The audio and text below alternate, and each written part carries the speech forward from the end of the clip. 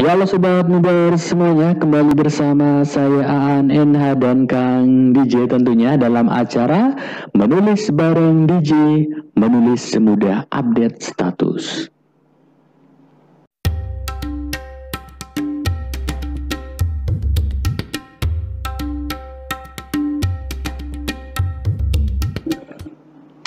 Ya terima kasih buat sobat Nubar semuanya sudah menyaksikan channel YouTube Nubar Pro. Jangan lupa untuk subscribe, like, komen, dan share serta aktifkan lonceng di bawah ini untuk mendapatkan konten-konten lainnya. Karena di channel ini kita akan memberikan tips dan trik Kang ya.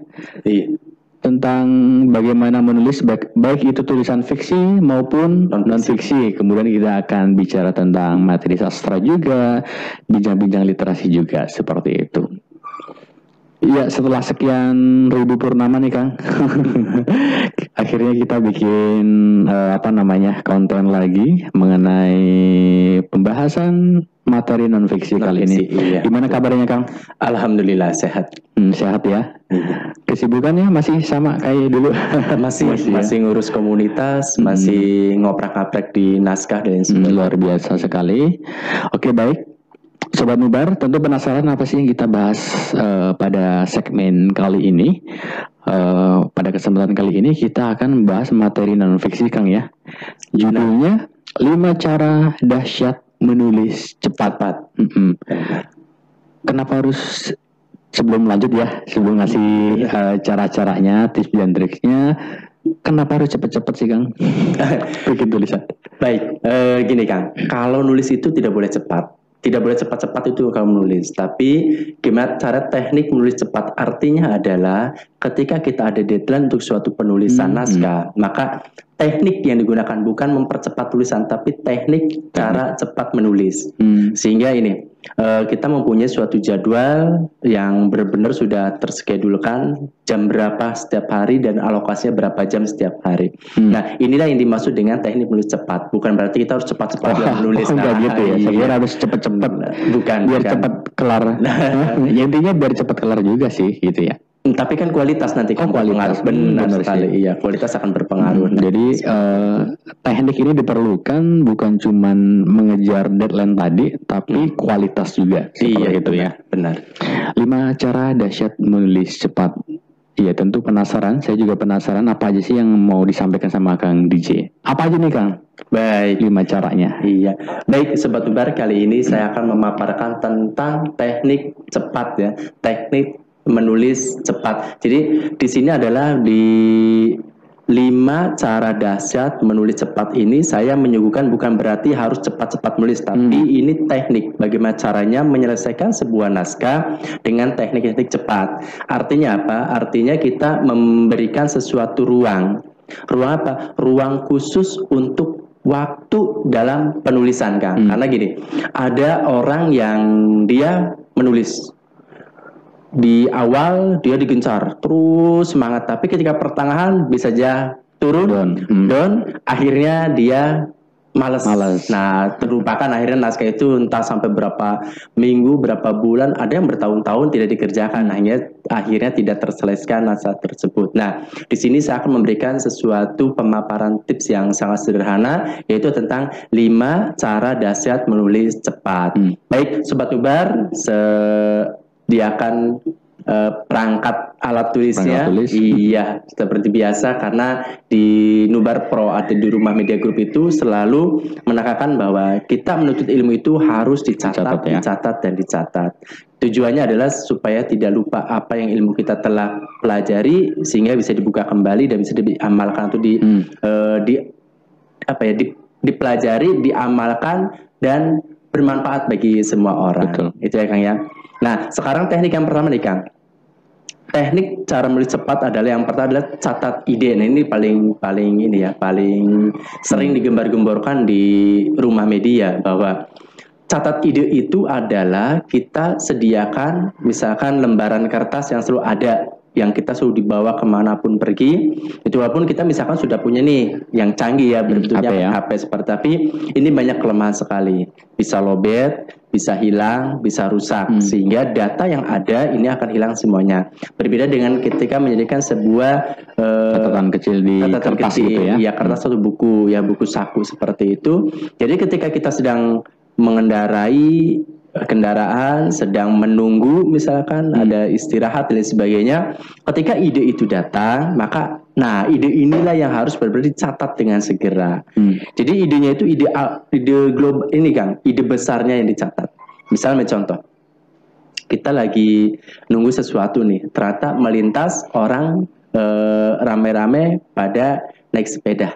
Nah, di sana ketika ide, wah saya pengen nih menulis tentang sebuah hobi, gitu. Jadi ide besarnya itu tentang hobi. Hobi apa? Hobi bersepeda. Nah, nanti tinggal hobi bersepedanya ini baru kita ambil tentang poin tagline-nya. Misalkan bersepeda menjadi sehat dan bahagia, atau bersepeda menjadikan keragaman berbudaya dan dalam berbangsa misalkan, atau dan lain sebagainya, banyak tentang tagline-tagline dari judul besar tersebut. Nah, jadi ini catat ide itu adalah sesuatu hal yang paling dilupakan oleh penulis-penulis khususnya di Indonesia.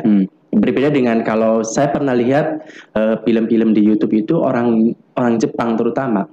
Jadi mereka itu ketika naik kereta api itu atau naik bis, mereka bukan membuka handphone. Jadi dari sekian, misalnya ambil contoh dari 10 orang itu paling hanya 1 atau 2 orang yang buka handphone, tapi kebanyakan adalah dia membuka buku, membaca, dan juga menulis. Nah, ini yang luar biasa. Saya menyimak beberapa video dari Jepang khususnya, itu ada yang seperti itu Kang. Nah, ini budaya di kita. Kalau saya pernah jurusan Jakarta ke Bogor, saya naik kereta, itu satu gerbong itu orang semuanya menatap di layar HP ya? Itu semuanya hampir 90%-nya adalah HP. Nah, ini yang sangat luar biasa. Maka ide inilah ketika kita melintas segera dicatat. Itu tujuannya adalah supaya tidak lupa.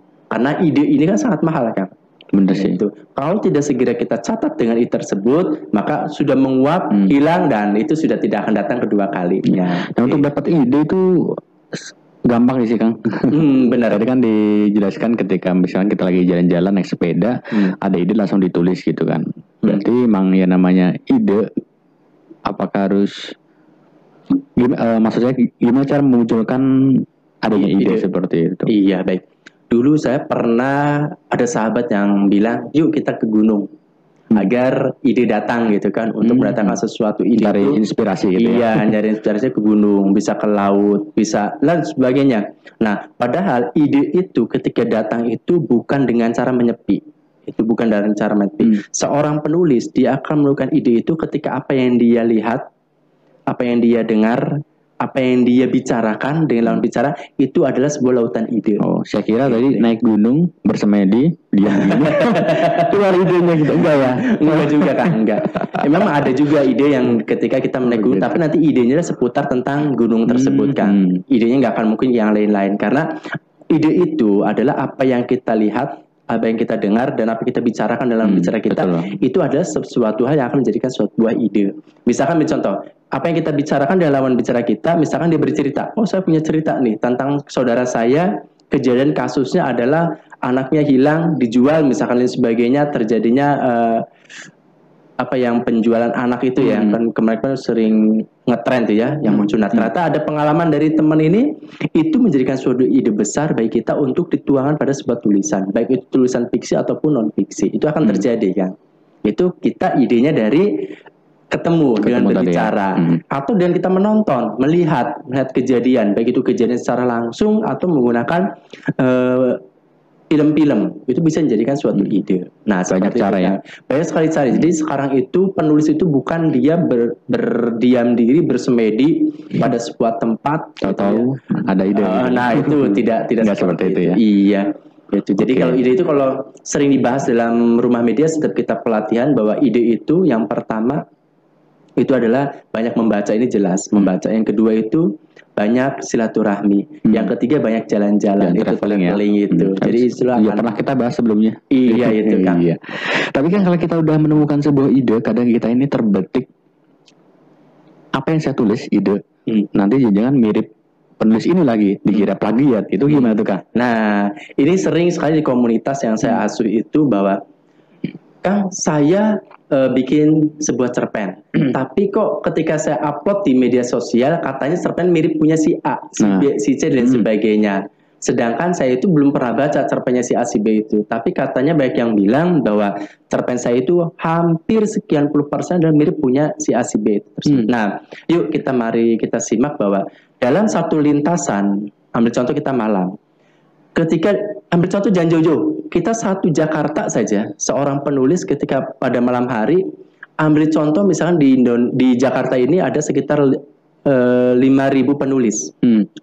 Nah, ketika malam itu berapa ratus penulis yang keluar rumah, dan berapa ratus penulis yang dia sedang memandang ke atas langit, dan berapa ribu penulis yang atau berapa ratus penulis yang dia sedang memandang bulan atau bintang.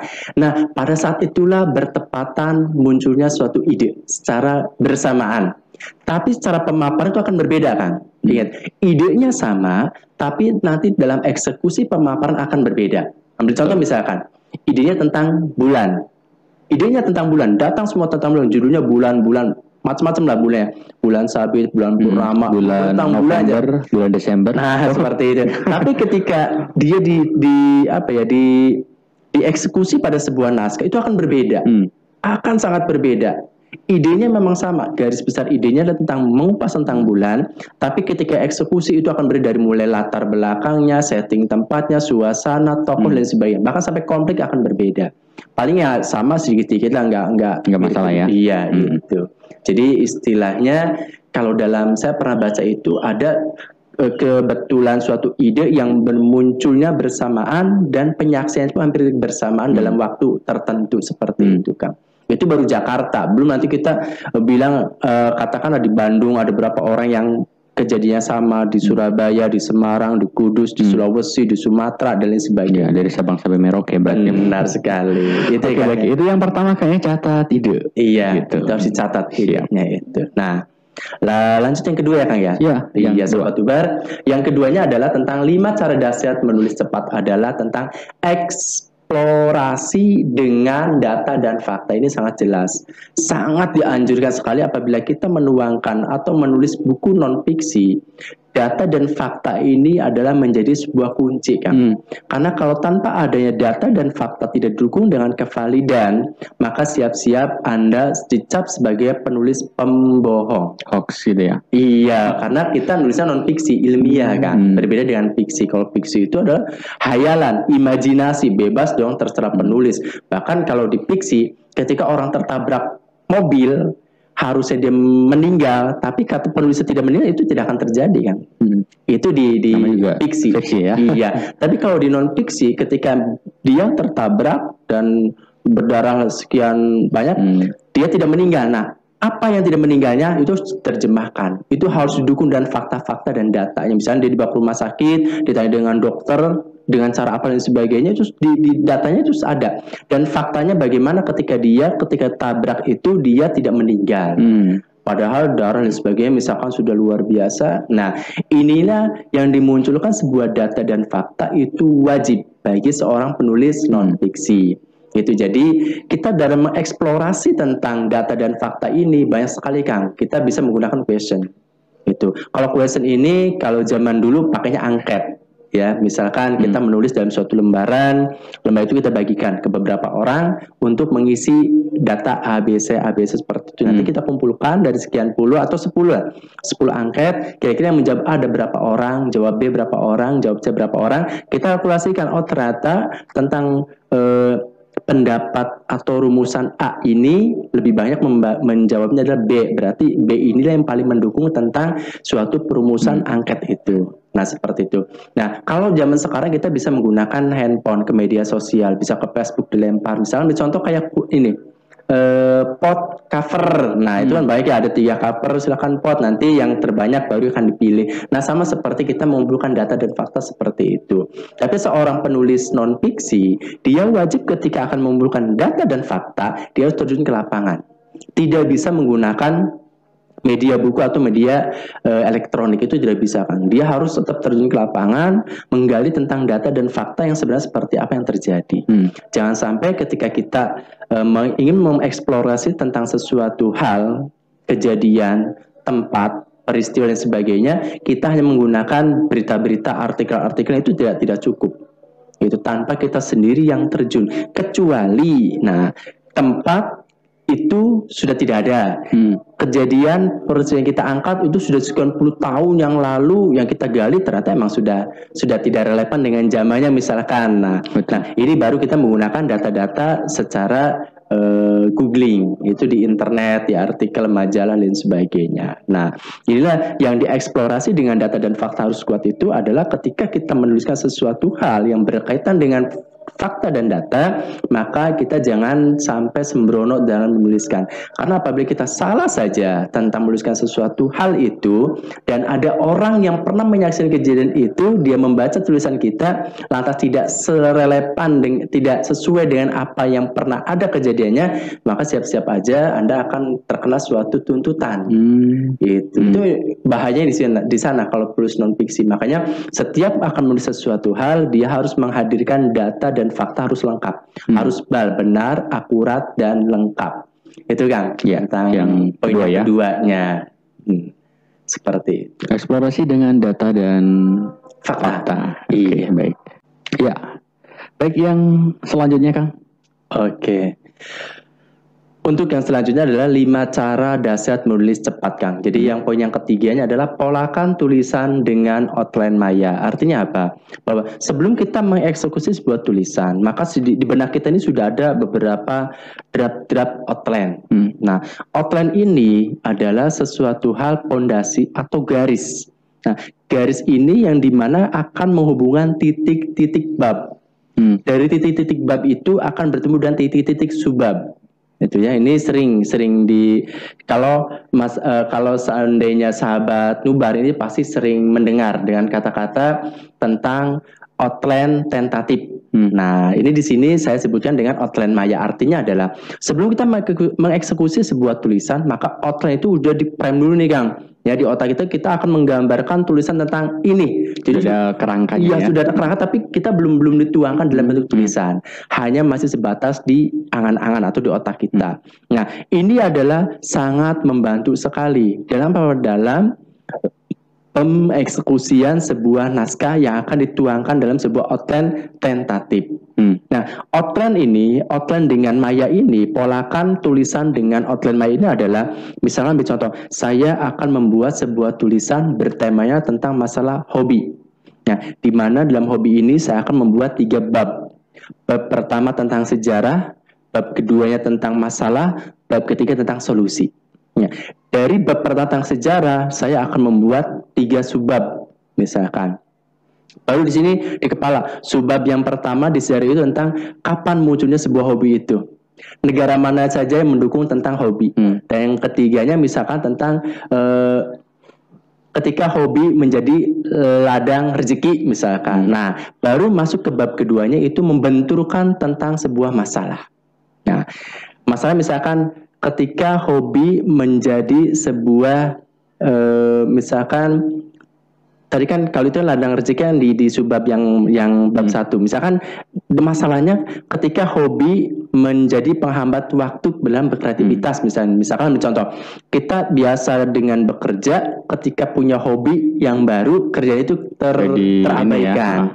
Jadi masalah juga. Bener itu ya. Mungkin kalian punya pengalaman lah ketika kerja terus punya hobi baru, misal mengurus ikan nih misalkan. Kan seperti itu sih. Terpikirkan, ikan nih gitu dan sebagainya akan terjadi, itu kan akan menghambat, yang minimal akan mencuri-curi kerjaan yang akan menyita waktu dengan itu. Nah, itu menjadikan suatu masalah. Terus yang sebab keduanya apalagi. Nah, ini nanti sesuai dengan data fakta nantinya. Kita bisa dan angket, bisa dan question dan sebagainya. Menanyakan orang-orang, merequest orang-orang apa saja sih menjadikan suatu hambatan dalam menjalankan sebuah hobi. Nah, yang ketiganya di bab ketiganya ada tentang masalah solusi. Nah, sehingga buku ini menjadikan suatu pegangan. Dia tahu sejarah tentang hobi, dia tahu tentang permasalahan yang terjadi dalam masyarakat sebuah hobi, dan yang ketiganya ada solusinya seperti apa.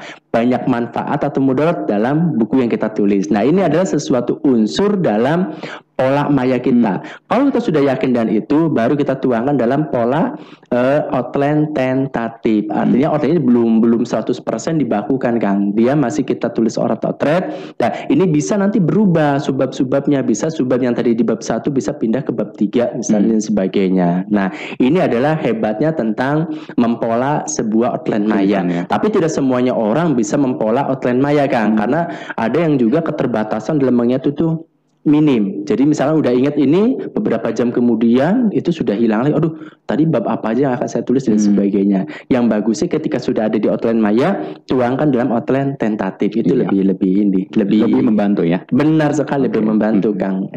Itu untuk poin yang ketiga. Yang ketiganya. Selanjutnya. Iya, yang keempat nih, Kang. Sobat Tubar, yang keempat adalah abaikan gangguan. Ini jelas. Jadi kita kalau seorang penulis, misalnya kita alokasi ngambil waktu per hari 1 jam. 1 jam itu berkualitas yang full, benar-benar difokuskan ya. Iya, jadi misalnya kita kalau biasa menggunakan HP nih, yang media sosialnya banyak, ada Twitter, Instagram, Facebook, WA, grupnya banyak, pasti kan bunyinya nggak akan berhenti terus-terusan berbunyi tuh ya, notifnya kan selalu muncul. Nah, lebih baik itu cepat-cepat di nonaktifkan terlebih dahulu selama kita menulis. Waktunya misalnya 1 jam aja. Nah, kalau saya itu biasa dengan para member-member di anggota grup, bahwa luangkan waktu 10 menit per hari. 10 menit loh, bukan 10 jam. Yaitu 10 menit. 10 menit itu silakan dibagi. Itu waktu istirahat Anda itu jam berapa dan jam berapa. Yaitu misalkan waktu istirahat kita adalah dari jam 11 sampai jam 1. Nah, luangkan waktu 10 menit dari jam 11 sampai jam 1 itu. Untuk apa? Untuk menulis. Artinya, ketika dia meluangkan waktu untuk menulis hanya 10 menit, dalam waktu 10 menit itu dia menghasilkan 1 halaman A4. Kalau seandainya itu sehari 1 halaman 4, kalau seandainya dia itu dalam 1 bulan menghasilkan 30 A4. Ambil contoh, dia targetnya adalah sekitar 3 bulan, berarti 90 A4. Kalau dia di break ke dalam ukuran buku 14 kali 20, maka kurang lebih sudah sekitar 150 halaman. Itu sudah jadi buku, Kang. Sudah tebel lumayan. Itu dalam waktu 3 bulan. Padahal alokasi waktu hanya 10 menit ya. Bagaimana kalau saya 1 jam? Mungkin 1 bulan juga sudah jadi. Tapi kan memang bisa aja sih, Kang, kita sehari 2 hari meluangkan 10 menit. Tapi kedepannya biasanya itu udah nggak konsisten. Istiqomahnya itu yang harus konsistennya itu, Kang, yang paling penting itu. Ya kalau zaman sekarang udah nggak susah, Kang, karena HP semua orang pada pakai ya. Dan pasti di HP itu ada aplikasi yang mendukung di perangkat tentang menulis. Misalkan aplikasi Word, itu pasti akan ada lah. Atau kalau saya biasa itu dalam HP saya itu ada folder-folder. Misalnya ada folder itu hari Senin menulis tentang puisi, hari Selasanya tentang non fiksi, hari terus seperti itu, tentang fiksi, tentang lain sebagainya, itu sampai hari Sabtu. Misalkan kalau hari Minggu biasa saya nggak lebih fokus pada penulisan. Jadi HP itu udah kita ambil contoh, misalkan 10 menit ini di HP kita ambil 1 artikel sudah jadi. Hari Minggu fokusnya ke sini, Kang ya. Kalau hari Minggu biasanya itu kan ada banyak ada banyak acara lain sebagai acara keluarga karena lain sebagainya. Kayak tadi pagi juga kan acaranya ada biasa olahraga dulu gitu sampai Chef Dian. Belum ada Chef Dian ya? Apanya? Chef Dian atau? Bukan, saya hanya keliling kompleks saja sampai ke Ciliwung, baru balik terus kebetulan di sini di Nubar Pro ada agenda syuting, baru ke sini. Siap. Kembali ke laptop. Siap. Nah, jadi ketika Sobat Nubar sedang menggarap suatu tulisan, maka abaikan gangguan. Artinya jangan pernah Anda menghidupkan notif pada handphone. Gitu. Karena siap-siap saja ketika kita sudah fokus menulis, tring, bunyi penasaran dong, apa nih yang masuk gitu kan, dari grup mana. Penasaran. Nah itu kan, tapi kalau kita bikin status kita pengennya itu yang like-nya berapa, yang komentarnya berapa, apa aja yang dikomentar dan sebagainya, itu bisa berjam-jam kuat nanti. Betul. Ya, jadi tulisan kita akan terabaikan nantinya karena gangguannya itu yang datang terus menerus, sehingga si penulis ini tidak fokus pada tujuannya. Dia akan diseling-selingi dengan banyak melihat di media sosialnya. Fokus sehingga Kang ya intinya. iya, sehingga 1 jam itu mungkin menulisnya hanya 1 menit 2 menit, yang banyak adalah habis pada media sosial. Betul. Ini harus dikorbankan, Kang. Itu harus dikorbankan. Saya pun ketika menulis, saya minta pada keluarga bahwa jam segini sampai jam segini jangan diganggu dulu. Saya mau menyelesaikan misalkan editan dan sebagainya. Kalau selesai itu udah beres, silakan mau saya disuruh nemenin anak belajar atau lain sebagainya itu bisa. Tapi saya meminta waktu bahwa jam sekian sampai jam sekian itu jangan diganggu dulu. Saya akan fokus pada penggarapan naskah. Seperti itu, Kang. Itu ya, jadi poin keempat ya, 5 cara dahsyat menulis cepat. Oke, selanjutnya. Nah, yang selanjutnya ada poin yang kelima adalah 5 cara dahsyat menulis cepat itu adalah tancap gas. Nah, ini tancap gas dengan cara tidak berhenti sebelum tulisan selesai. Artinya apa? Bukan bergas satu buku full digas, tidak. Tapi ini kita biasanya itu sahabat nubar, kalau kita sedang menulis misalkan di subbab 1. Nah, kita jangan pernah berhenti sebelum satu subbab itu selesai. Itu jangan berhenti, itu fokus akhirnya. Jangan sampai ketika kita menulis masih satu subbab itu sedikit, Kang, isinya. Satu subbab itu rata-rata penulis itu maksimal di 10 halaman standar ya, standar buku, bukan A4 itu. Jadi kalau di A4 mungkin sekitar 7 halaman ya. Itu jadi biasakan sebelum kita membereskan satu subbab itu jangan berhenti, tancap terus itu. Nanti jangan diedit, jangan dibaca ulang. Itu. Yang penting nulis aja dulu ya. Iya, nulis aja dulu. Karena saya sering perkara salah, tipu atau iya itu jangan diabaikan. Karena gini, katanya kalau seorang penulis sambil mengedit itu hukumnya haram, Kang. Itu efeknya apa tuh, Bang? Ya, efeknya nggak beres-beres. Kalau kita ngedit pasti dihapus lagi. Ini kayaknya nggak nyambung nih, gitu ya. Ini banyak tipe dan sebagainya, jadi nggak beres-beres nulisnya. Pusing sendiri, iya, tinggalin. Jadi tancap gas itu artinya kita kalau mau mengerjakan nih subbab 1 itu kita kejar dengan subbab 1 itu sampai beres. Nah, udah beres baru kita istirahat atau mengalihkan perhatian dengan tulisan yang lain, bisa mengedit dengan tulisan yang lain. Tapi tulisan sendiri kita kerjakan itu jangan sekali-kali untuk mengedit. Itu kan biasakan. Kalau saya biasanya mengedit itu adalah per bab. Jadi sudah beres bab 1, misalnya tadi dari berapa subbab, udah beres di blok hitam, nanti saya pindah ke bab 2. Nah, tapi kalau saya udah beres bab 1, saya mau ngedit dulu nih. Ngeditnya ada bukan ngedit kalimat, tapi edit tipe dan tanda baca. Itu yang paling saya diutamakan. Jadi tipenya dulu dibenahi sama tanda bacanya.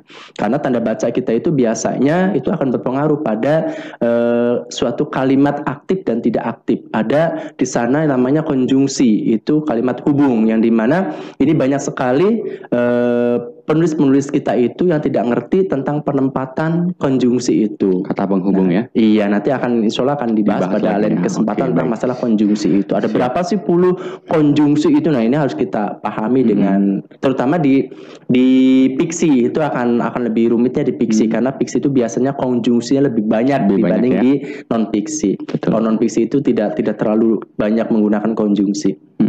Nah, itu ya, Kang. Jadi tancap gas ini adalah bukan berarti kita harus satu buku nih sekian ratus halaman. Cukup satu bab tadi.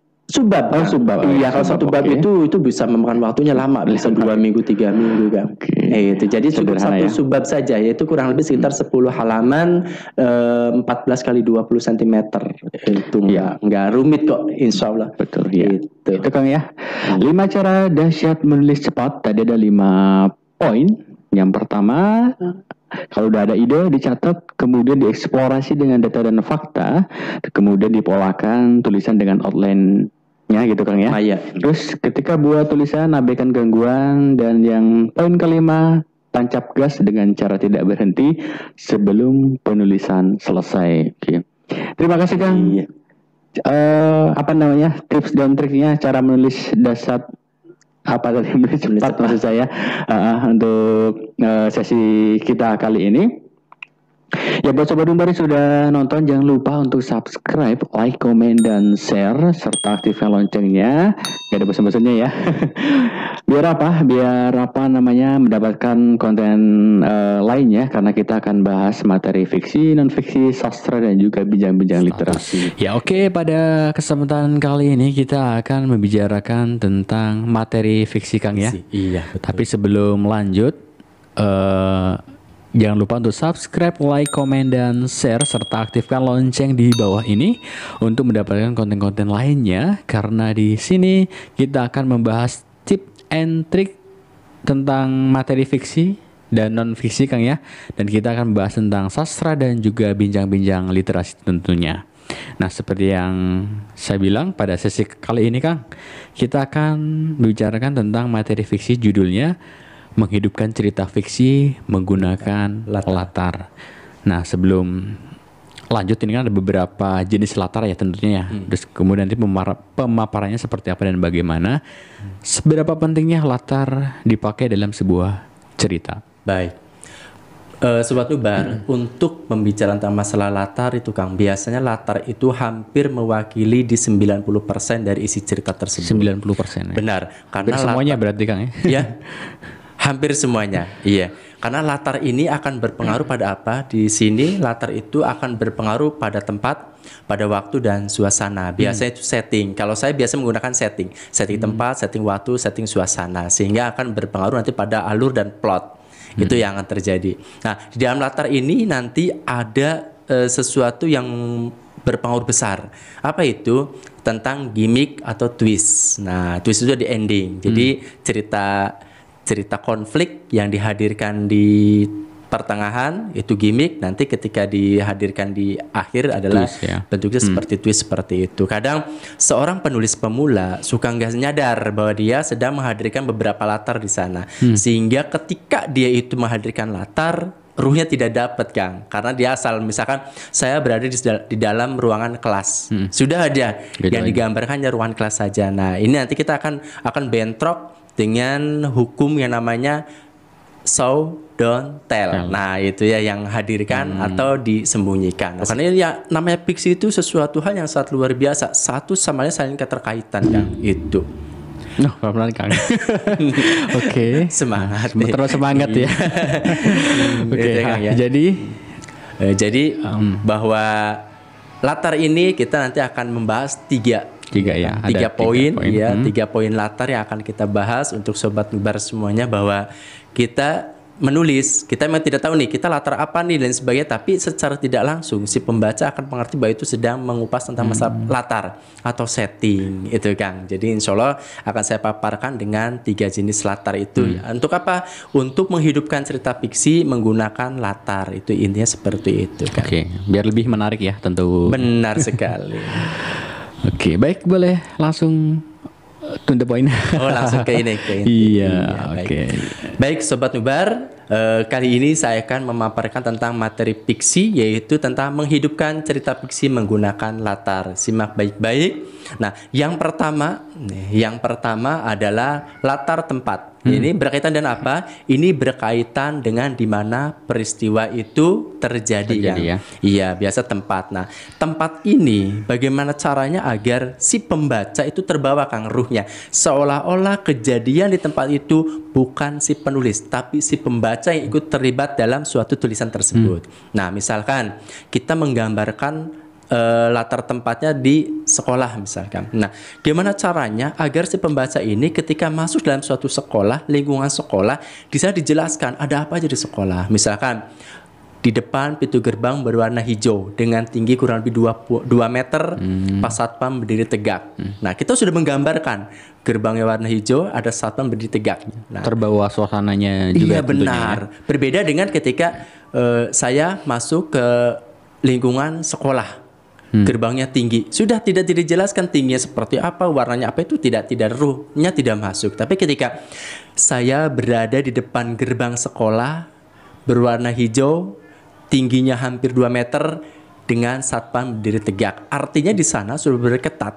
Gitu. Jadi si pembaca ini ruhnya masuk, Kang. Dia udah membayangkan dengan gerbang tinggi 2 meter, warnanya hijau, ada seorang satpam yang sedang menjaga. Nah, Betul. itu jadi ini baru masuk belum masuk ke lingkungan sekolah, ini baru akan masuk di hadapan sekolah, di depan sekolah sudah dipaparkan dengan gambaran gerbang warna tinggi sama penjaga. Nah, itu satpam kita, tadi ya. kita udah terbayang bahwa oh ya, satpam berarti tanpa disebutkan pakai seragam warna apapun pasti orang sudah menggambarkan satpam putih sama celana hitam gitu. Iya, yang itu Atau pasti udah tergambar, si pembaca udah masuk ruhnya.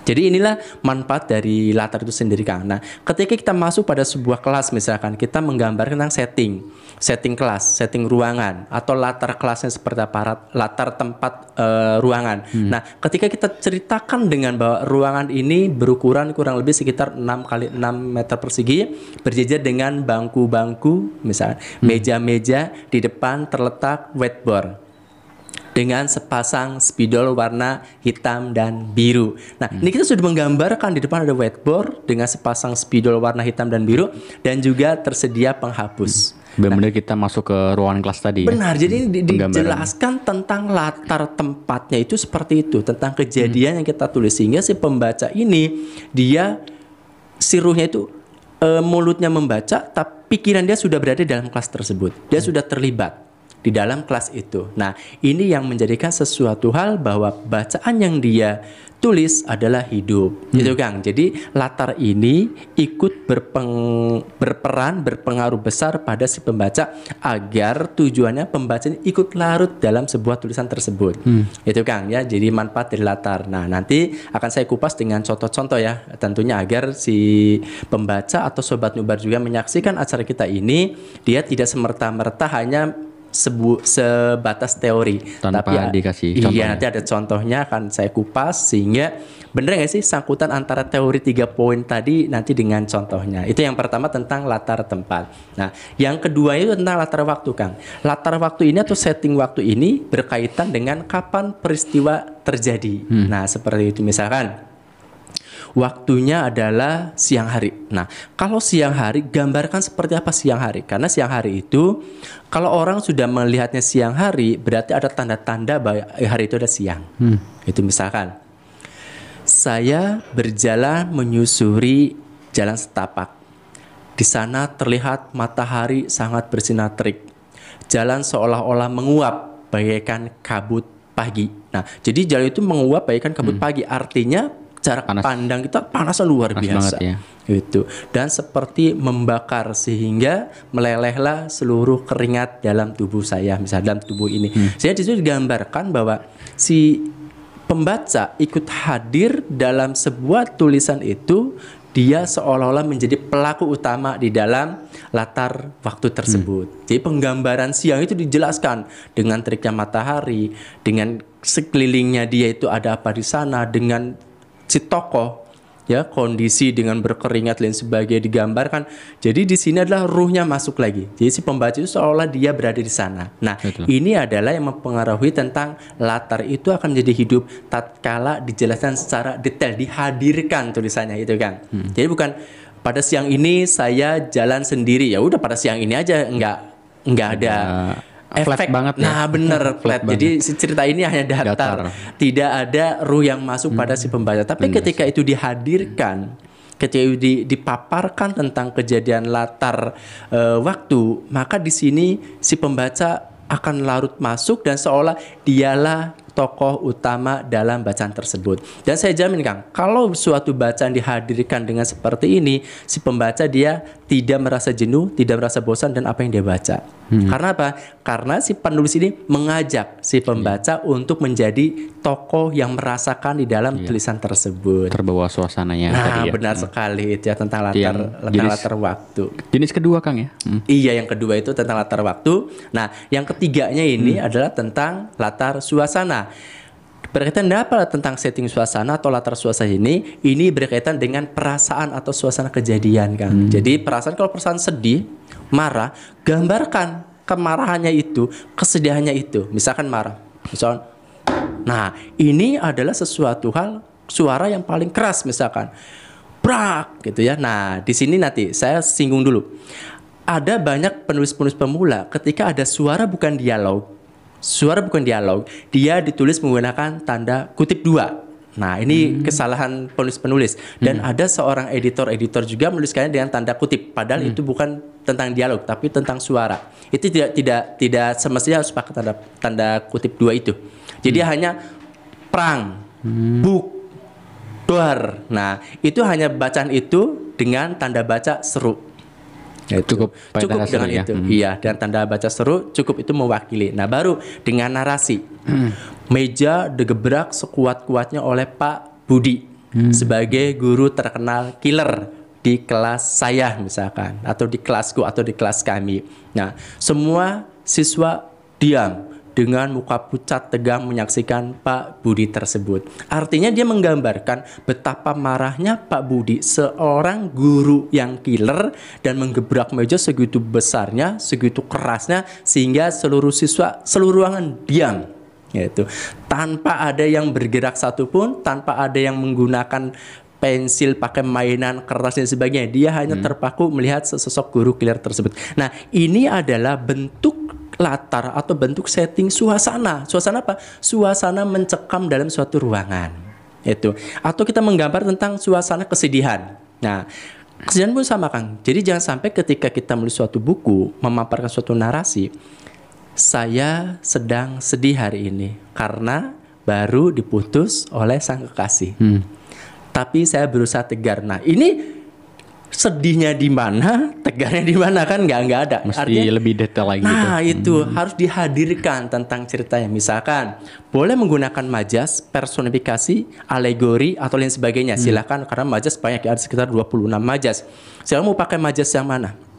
Yang lebih umum adalah majas personifikasi, ini paling sering. Padahal majas itu banyak sekali majas-majas, tapi kebanyakan dari penulis kita adalah dia seolah-olah tidak peduli dengan itu.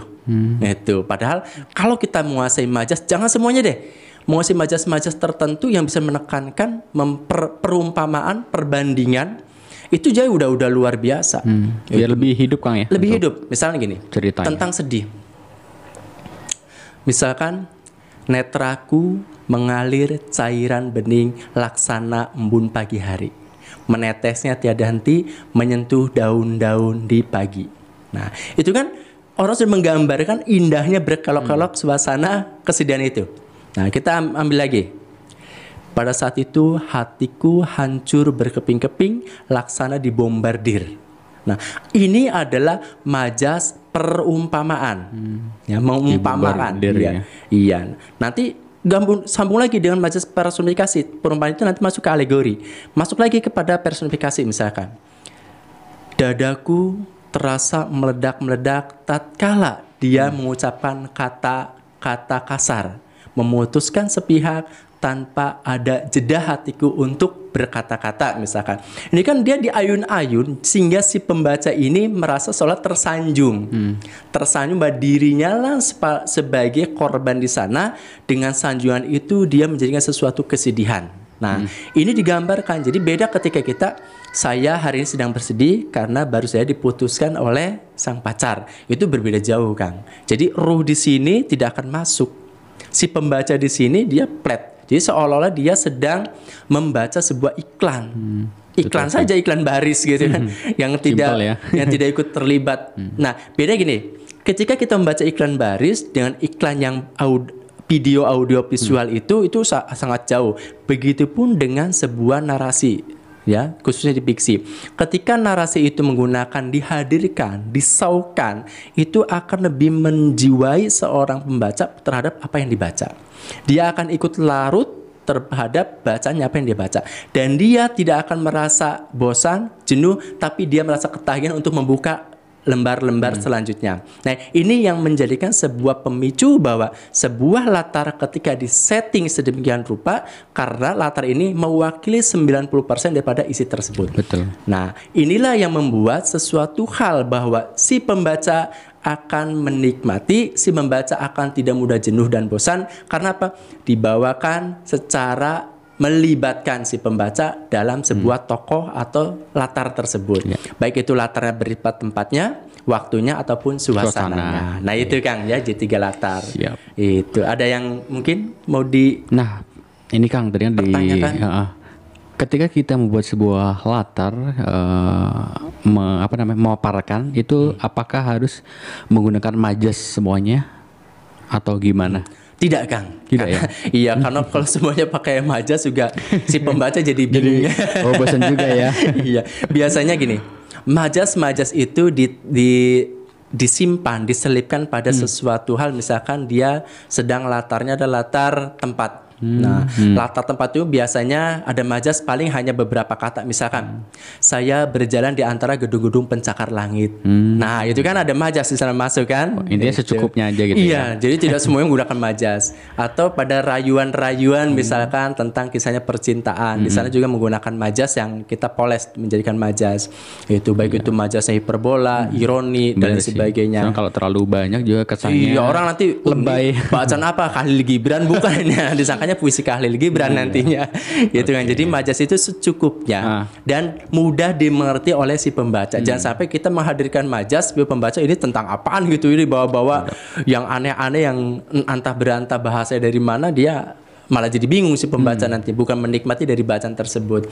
Itu Kang. Jadi untuk majas silakan dipakai ketika di latar tempat, setting tempat seperti apa sesuai dengan tempat yang diunggah. Ketika dia masuk pada suatu latar waktu, suasananya waktu itu siang, pagi, malam, silakan majas dipakai. Misalkan malam ini terasa sepi, hanya sang jangkrik mengalunkan suara. Nah, suara merdu dan lain sebagainya itu kan majas-majas yang di mana personifikasi menghadirkan makhluk hidup benda di seperti manusia.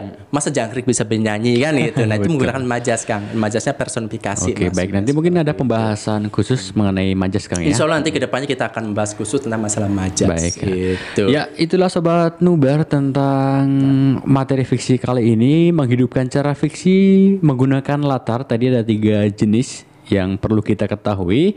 Yang pertama adalah latar tempat, yang kedua latar waktu, dan yang ketiga atau terakhir latar suasana. Oke, baik Kang, untuk contohnya bisa dibacakan atau disampaikan ke Sobat Nubar semuanya. Iya.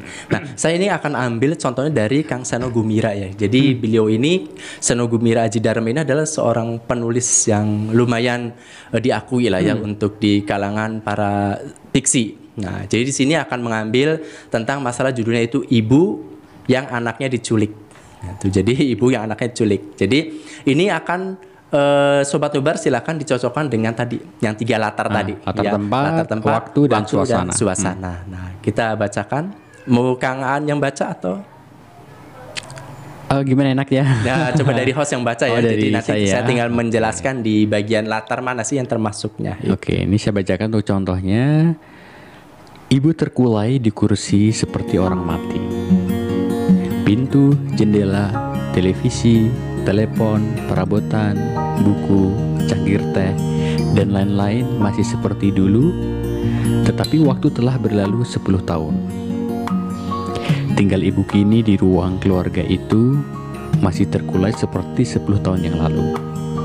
Rambut, wajah, dan busananya bagai menunjuk keberadaan waktu. Telepon berdering. Ibu tersentak bangun dan langsung menyambar telepon. Diangkatnya ke telinga. Ternyata yang berbunyi telepon genggam.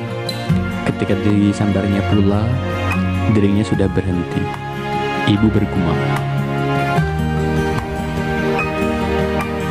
Ya, udah ya? Masih Kang. Oh, masih? Iya, kan bergumam tadi. Bergumam. Udah ya? Udah Kang. Udah. Udah habis. Ya. Oke. Terus menikmati menghayati. Betul sih. Terus menghayati.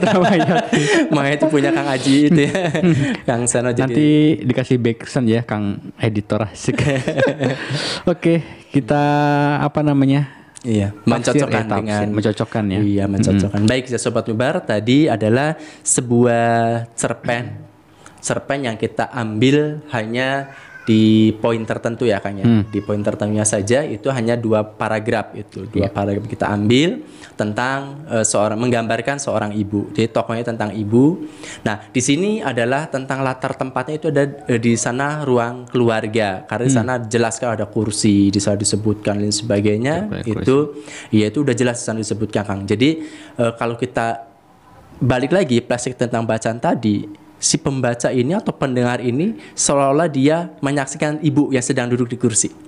Itu akan terjadi kalau kita benar-benar menyimak dengan fokus ya. Jadi benar-benar kita menyaksikan ya. Iya, nanti coba kita baca ulang lagi ya. Nah, ini latar tempatnya itu Sobat Nubar adalah tentang masalah ruang keluarga. Itu menggambarkan tentang ruang keluarga.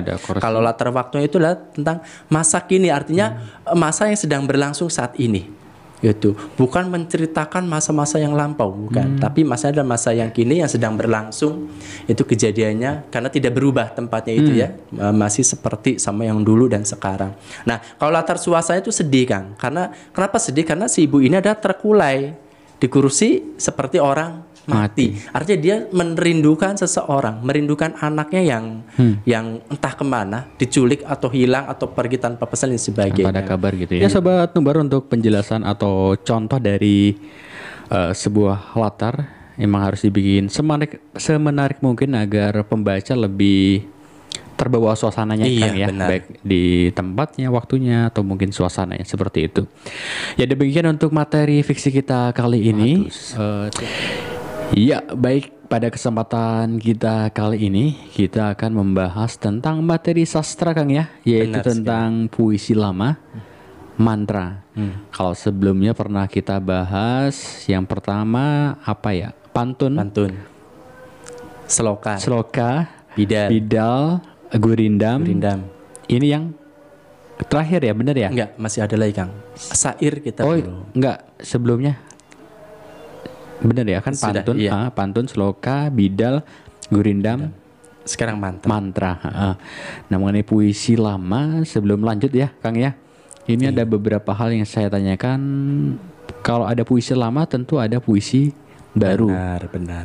Ini kenapa mesti dibedain ada puisi lama sama puisi baru?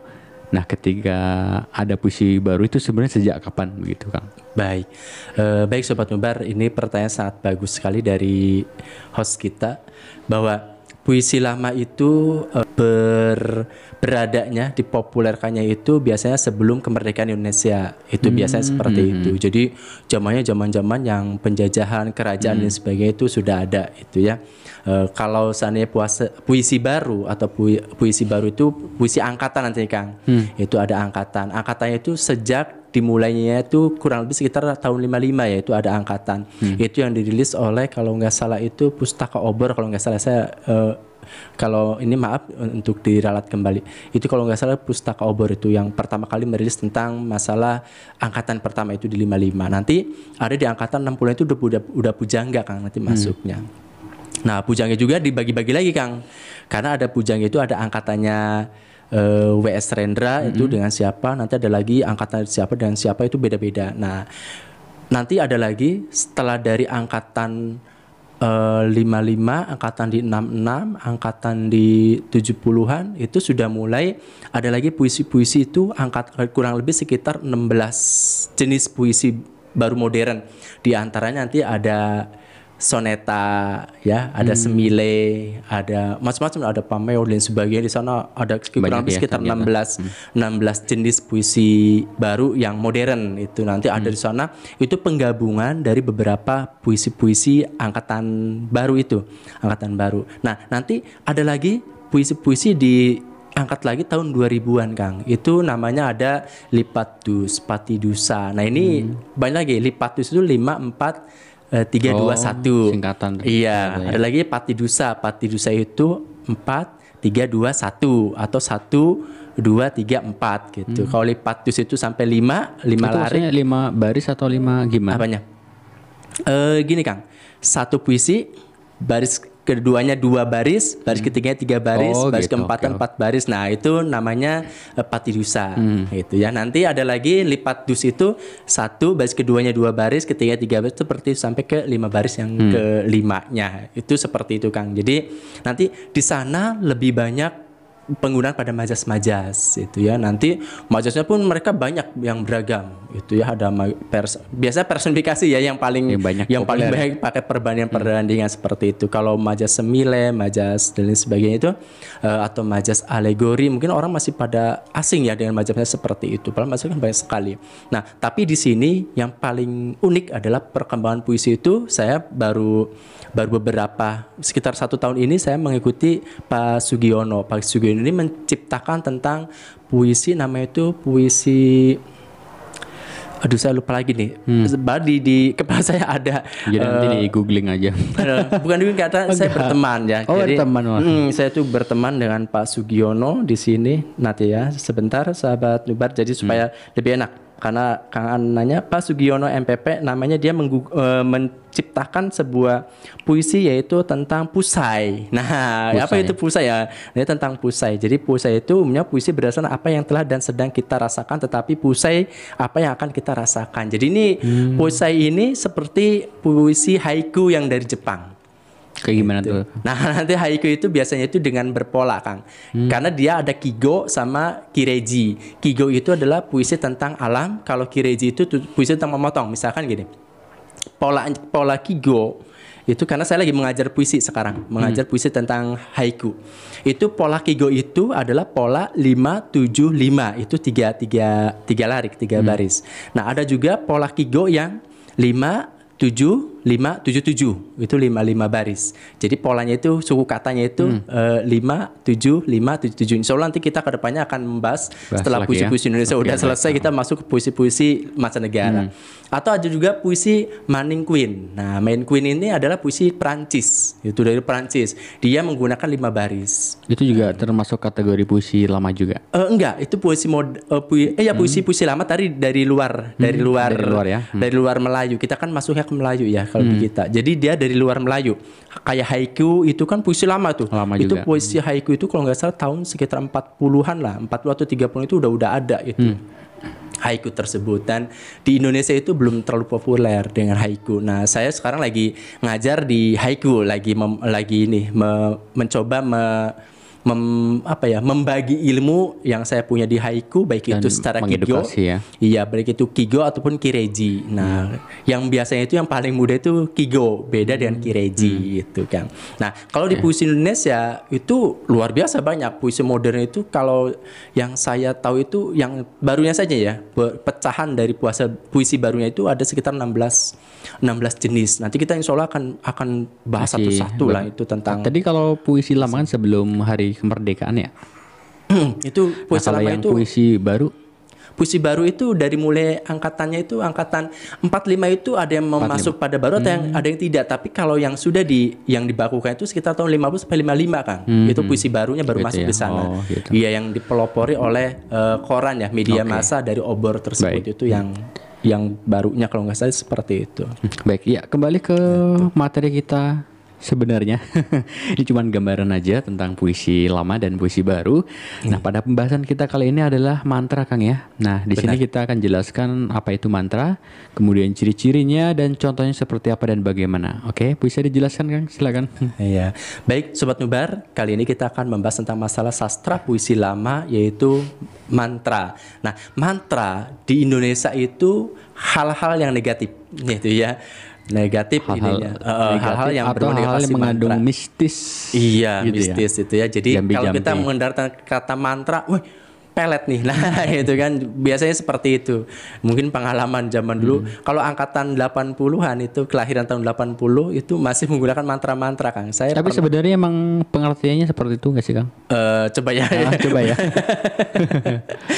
Kalau saya dulu guru ngaji saya itu sudah mengajarkan mantra-mantra gitu kan, dengan menggabungkan bahasa Arab Quran dengan bahasa daerah. Nah, ada bahasa Jawa, ada bahasa Sunda, ya, tergantung dari daerah itu dari mana, dan itu digabungkan. Kalau dalam Jawa Barat namanya jangjawokan. Gak tahu kalau di daerah Jawanya, Jawa Tengah, Jawa Timur mungkin berbeda. Tapi kalau Jawa Barat, yang saya lahir di Jawa Barat namanya jangjawokan. Jompa Jampi biasanya. Nah, iya, Jompa Jampi seperti itu ya, Jampi ya. Nah, gitu. Baik. Nah, kalau di mantra itu sendiri, Kang, ini adalah sudah lahir puluhan tahun yang lalu, karena kita aja Indonesia mereka udah sekian puluh berapa, kita udah apanya merdekanya? Iya, merdeka kita itu sudah di 70-an atau? Nah, saya juga udah lupa dengan gimana negara sih rakyat Indonesia, Mas? Kemudian bahasanya nggak tahu.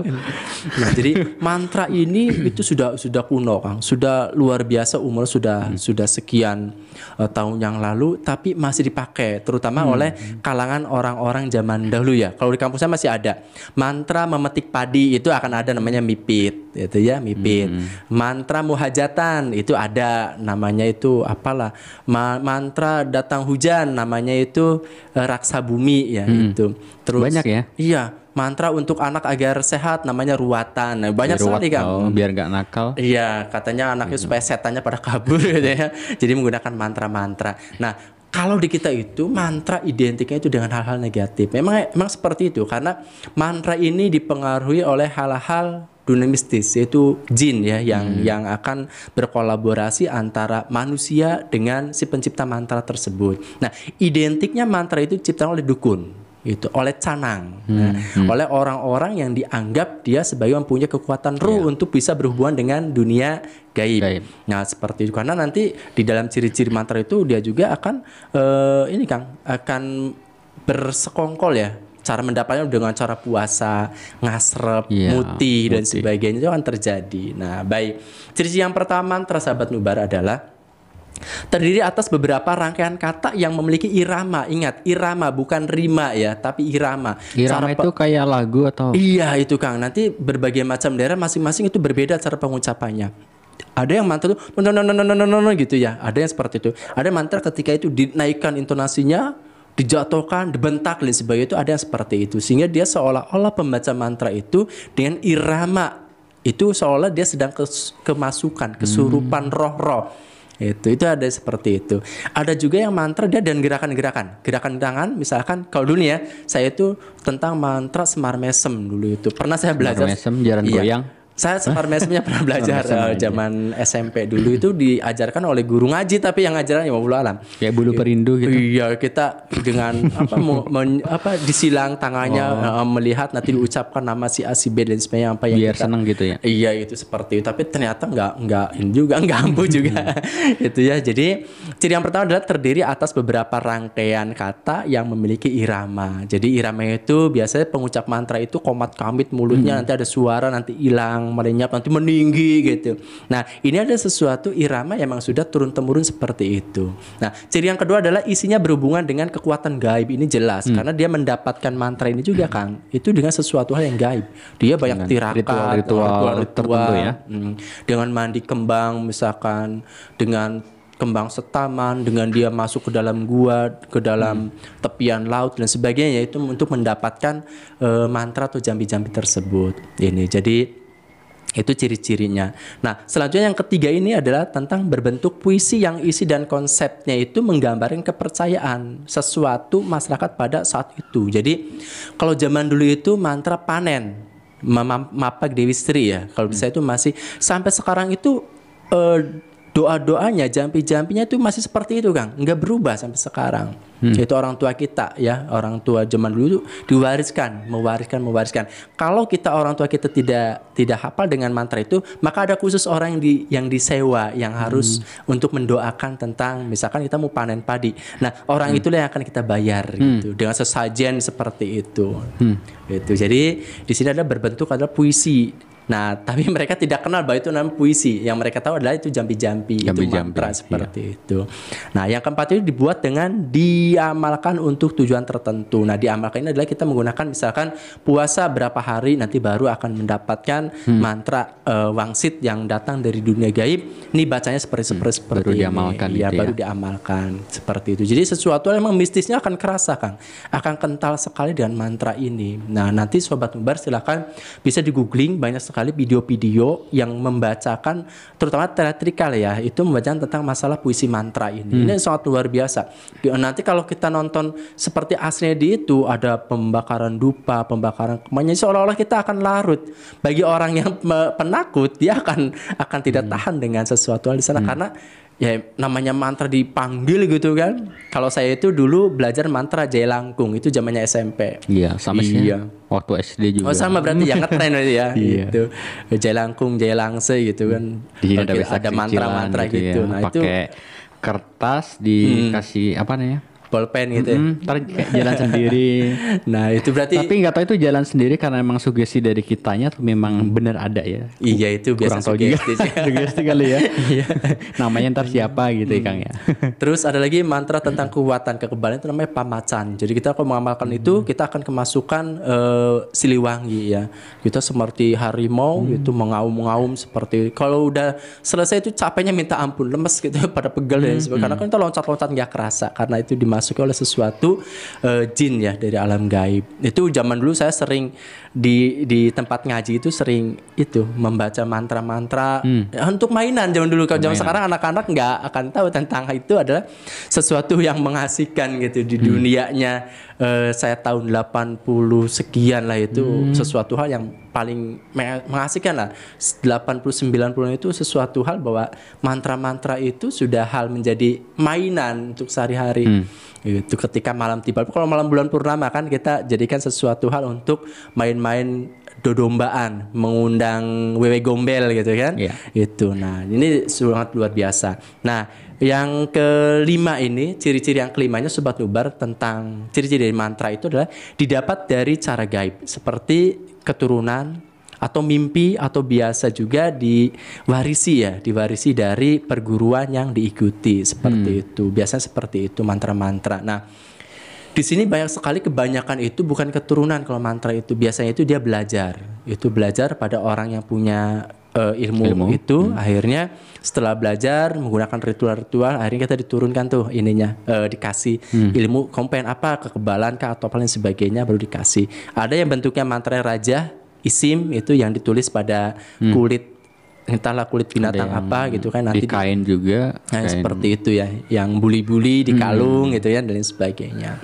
Nah, ini yang didapat itu dengan cara-cara gaib seperti itu Kang. Nah, selanjutnya adalah mengandung rayuan dan perintah. Artinya adalah ketika mantra dibacakan itu merayu pada alam gaib, itu merayu dan alam gaib agar dia mau untuk mengabulkan, ya? Mengabulkan tentang permintaan kita. Jadi diperintahkan misalkan kita minta sesuatu.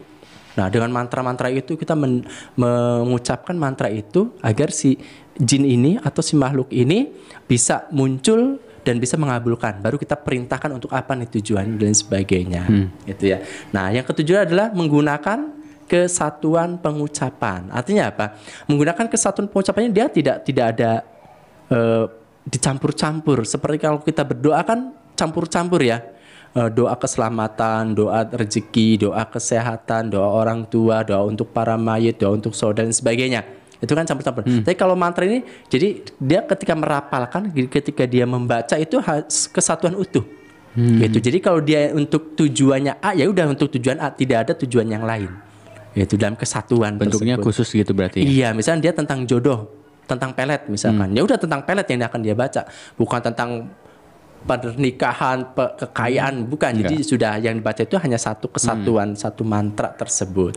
Itu. Yang selanjutnya adalah sesuatu yang utuh dan tidak bisa dipahami melalui setiap bagiannya. Itu. Jadi mungkin ada sebagian kata yang nggak kita pahami gitu. Benar, karena kan pencipta mantra ini kan berbeda latar belakang, usia dan sebagainya Kang ya. Jadi ketika dia misalkan gini, saya misalkan menerima mantra untuk pengasihan. Nah, ketika di Jawa itu menggunakan bahasa Arab Jawa, ketika saya masuk ke Jawa Barat itu udah campurnya pakai Sunda. Itu. Jadi kan tujuannya sama Kang, untuk pengasihan, tapi cara mantra yang berbeda. Nah, ini karena apa? Karena di sana ada sesuatu hal tidak boleh ketika mantra dari Jawa digabung dengan mantra yang dari Jawa Barat, misalnya dari Sunda itu nggak akan ngefek nantinya, tidak akan mempunyai kekuatan gaib seperti itu. Jinnya bingung malahan. Iya, jadi ini jin bahasa apaan ini? Roaming katanya. Harusnya jaran goyang, ini malah jaran apa kalau ngemeng apaan sih tong? Jaran ngigel gitu. Nah, yang terus ininya selanjutnya adalah yang ke-9 Sobat Nubar, tentang ciri-ciri mantra adalah terdapat kecenderungan apa itu? Esoterik atau khusus pada setiap kata-kata yang di dalamnya. Jadi esoterik itu adalah Esoterik adalah sesuatu kata-kata yang dia itu ada, kalau kita mungkin perumpamaan diumpamakan. Kalau dalam suatu narasi-narasi fiksi Dimajaskan, itu bukan? dimajaskan seperti itu, ya. Jadi dia itu mendayu-dayu, bahasanya itu pokoknya indah deh. Nanti Sobat Nubar, nanti kita bisa Ada lihat contohnya ya? contoh-contohnya dari mantra tersebut seperti apa. Nah, ini adalah sesuatu bahasa. Jadi saya akui bahwa orang zaman dulu ketika dia menulis sebuah puisi lama, dia sudah mengenal tentang berbagai macam majas-majas, Kang. Karena itu yang saya baca-baca sejarah puisi lama itu seperti seloka, bidal, pantun, itu kan pakai bahasa majas kebanyakan, bahasa-bahasa perumpamaan. Jadi dia ketika menegur, dia bukan langsung pada teguran secara langsung, tapi dia menggunakan kata-kata yang indah, memakai perumpamaan, sehingga ketika teguran itu masuk pada seseorang itu tidak merasa tersinggung dengan teguran itu. Nah, ini luar biasa. Begitu dan mantra, ketika mantra dibacakan, dinaikkan gitu, dipanjatkan pada roh leluhur, maka dia menggunakan kata-kata yang santun. Nah, santuy banget itu ya. Dengan alam jin aja dia begitu santuynya gitu, merapalkan, membacakan jambi-jambi atau mantra ini, sehingga ada tata kerama itu ketika pemanggilan atau ketika pengucapan untuk meminta sesuatu pada alam gaib tersebut. Itu. Nah, yang terakhir Sobat Nubar adalah tentang mementingkan keindahan permainan bunyi. Yang itu, Kang, intonasinya itu nanti ya? naik, sedang, turun, nanti menghilang tuh, pes gitu, nggak ada. Tapi dia komat kamit tapi nggak kedengeran. Nanti dia naik lagi, nanti gaya gerakannya menggebrak tanah lah atau menginjak bumi dan sebagainya. Nah, ini ada sesuatu hal yang kalau kita lihat teatrikalnya itu sangat menarik, Kang. Sangat menarik sekali. Saya itu pernah melihat teatrikal seperti itu ada pada kalau di saya namanya Klowor. Kalau itu manusia kerdil yang dia jualan obat pakai mobil box. Suka keliling di kampung-kampung saya itu zaman dulu itu. Nanti si Klowor ini naik ke atas mobil box joget-joget, nanti si pawangnya itu baca mantra-mantra, dikebumikan si Klowornya itu pingsan dan sebagainya. Nah, itu nggak tahu ya alam apa itu asli atau permainan untuk sebagai daya tariknya. Nah, seperti itu. Ada juga yang kuda lumping. Nah, kuda lumping mungkin pernah ini ya, kalau di Jawa kan ada ya. Kuda lumping dengan dia tadinya tidak sadar ketika dibacakan mantra-mantra, dijepretkan itunya, cemetinya itu. Nah, langsung dia kemasukan makan beling, jadi makan ini. Kan? Nah, makan itu luar biasa gitu kan. Nah, gitu itu ya. Juga sama menggunakan mantra-mantra. Artinya apa? Artinya mementingkan keindahan permainan bunyi. Dia bunyi itu bisa menggunakan alat, bisa menggunakan dia intonasi suara dengan pelengkingan, dengan nadanya merendah, hilang, timbul kembali, hentakan dan sebagainya. Itu ya. Berarti ada 10 poin ya untuk ciri-cirinya. Tapi mengenai mantra sendiri itu sebetulnya emang benar bahasa dari bahasa kita atau dari bahasa Sanskerta, Kang? Oh, Sanskerta ya. Iya, mantra itu dari Sanskerta itu. Mantra itu. Nah, untuk apa namanya? Biasanya kalau puisi kan kayak pantun kan ada sajaknya AB-AB. Nah, ini enggak ditentuin gitu dia ya. Tanpa rima, tapi dia berirama. Tanpa rima. Iya, tapi berirama. Berirama. Iya, seperti poin yang pertama itu ya yang kita sebutkan, bahwa terdiri atas beberapa rangkaian kata yang memiliki irama. Jadi rangkaian katanya itu bebas. Tidak, kalau pantun kan dia adalah empat baris, 2 baris sampiran, 2 baris isi. Setiap baris minimal 8 suku kata sampai 12 suku kata. Kalau ini nggak ada. Jadi nggak ada ya. Bebas kategorinya. Iya, bebas itu. Oh, untuk saat ini masih relevan sih, Kang, mantra zaman milenial sekarang? Masih ya? Masih. Saya ini sering memantau tentang perkembangan YouTuber yang dunia mistis ya. Itu yang orang-orang misalkan ingin menjahili seseorang misalkan. Itu saya suka menonton, mereka suka merapalkan mantra-mantra gitu. Atau saya kemarin baru menyaksikan karena dulu waktu bapak saya masih hidup itu ada, dia kan kejawen tapi Pasundan ya, jadi Jawa Barat. Jadi menganut tentang pengurusan pada jimat-jimat. Nah, itu setiap malam jimat, satu surau barang siji sing keramat. Itu kali ya. Itu kan. Jadi dia itu setiap malam surau itu dia suka memandikan kembang ritual dengan mantra-mantra itu dirapalkan. Jadi setiap makhluk hidup yang ada pada satu barang itu mantranya berbeda-beda, Kang. Itu sesuai dengan apa yang dia dapat ilham. Nah, ilham rumah media gitu. Ngeri ya. Jadi dia setiap mantra itu berbeda. Jadi sampai sekarang dunia milenial masih tetap mantra itu masih banyak masih dipakai kok. Itu kalau pulang kampung aja saya, misalnya anak saya nih pulang kampung padahal kan sakitnya masuk angin, tapi ketika itu orang kampung, emak saya itu udah nanti dijampi-jampi dulu sama bapak anu gitu kan ya, nanti dijampi-jampi dikasih air diminumin sembuh gitu, mas biasanya seperti itu. Masih dipakai. Baik, tadi udah dijelasin tentang mengenai jenis-jenis mantra, dan selanjutnya mungkin ada contoh atau mungkin jenis-jenisnya apa aja itu Kang? Iya. Dari nah, mantra itu kalau sendiri. dari jenisnya itu sendiri kan, mantra ini adalah yang pertama itu ada yang mantra tentang kedikdayaan. Biasanya itu untuk pendekar, untuk jago-jagoannya, dunia persilatan lah. Anti bacok gitu ya. Nah, iya. Anti bacok, wah pokoknya macam-macam lah itu untuk kekuatan dan sebagainya. Bahwa sekarang di online kan ya, banyak yang pada jualan online tentang mantra kedikdayaan ini. Terus yang kedua untuk pagar diri. Nah, seperti itu misalkan kita di rumah nih dipagari gitu dengan mantra-mantra itu sehingga maling tidak bisa masuk, atau pencuri, orang mujat dan sebagainya itu bisa. Ada juga tentang pakasinya dan tentang itu yang untuk memelet orang agar orang itu kita itu merasa sayang dan sebagainya. Nah, itu ada seperti itu. Ada juga mantra pengobatan. Nah, ini kalau paling melet orang saya tinggal begini Kang. Itu melet. Oh, itu melet. Iya. Terus tadi pakasi selanjutnya mantra pengobatan. Nah, pengobatan ini masih banyak diamalkan. Masih banyak ya? Iya, masih banyak yang pakai, terutama tokoh-tokoh agama biasa menggunakan itu. Mantra itu mantra pengobatan. Itu walaupun ada yang murni dari Al-Qur'an, ada yang campuran Al-Qur'an dan bahasa daerah dia yang digabungkan. Itu beda-beda ya nanti setiap penyikapan pada tokoh agama tertentu. Itu. Jadi ada juga yang mantra tundik. Nah, mantra tundik adalah mantra yang istilahnya itu lebih kasar ya Kang ya, untuk guna-guna, teluh dan sebagainya. Itu. Iya. Tentang ininya, tentang jenis-jenis mantra, dan masih banyak Kang, mantra tentang panen, mantra tentang menanam, mengundang hujan, itu banyak sekali mantra-mantra. Ini sehari garis besarnya saja seperti itu. Ada 5 mantra kurang lebihnya. Padahal banyak. Banyak sekali untuk Kang. Contohnya nih Kang. Iya, boleh. Nah, contoh mantra itu seperti apa nih? Nah, coba Kang An ada mantra apa nih akan kita bacakan? Jadi Sobat Nubar tahu, oh ini mantra tentang pengasihan, jadi bisa menghafal. Atau mantra untuk apa nih, panen, atau mantra untuk biar mantra untuk mengobati orang dari pengaruh makhluk halus. Nah, itu ya. Iya. Boleh mungkin Kang Aan untuk membacakannya ya.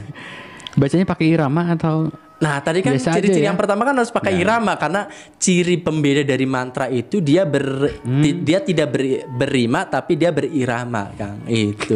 Dan dia itu ada naik turun intonasi yang akan mempengaruhi bahwa biar apa? Biar jin-jin yang ada di sini itu adalah lebih pro nantinya. Di studio Nubar ini nanti jinnya itu pada pro nanti dalam pembacaan itu. Iya, mangga silakan. Iya, mesti berirama Kang ya, tapi saya nggak bisa berirama. Ini saya baca biasa aja deh. Yang penting Sobat Nubar paham ya. Dengan jadi ini begini ya untuk contoh mantranya Sobat Nubar. Sihir lontar, pinang lontar, terletak di ujung bumi. Setan buta, jembalang buta, aku sapa tidak berbunyi. Gitu Kang? Iya, 4 baris doang sih di sini. Iya, 4 baris itu agar mudah dipahami dan bukan untuk dihafalkan tapi ya. Pinang lontar, terletak di ujung bumi. Setan buta, jembalang buta, aku sapa tidak berbunyi. Keren sih kedengarannya malah. Terus ini ada lagi mantra menyadap nira, bahan untuk gula aren atau gula Jawa. Bunyi kurang lebih seperti ini. Assalamualaikum putri satulung besar yang beralun berilir simayang.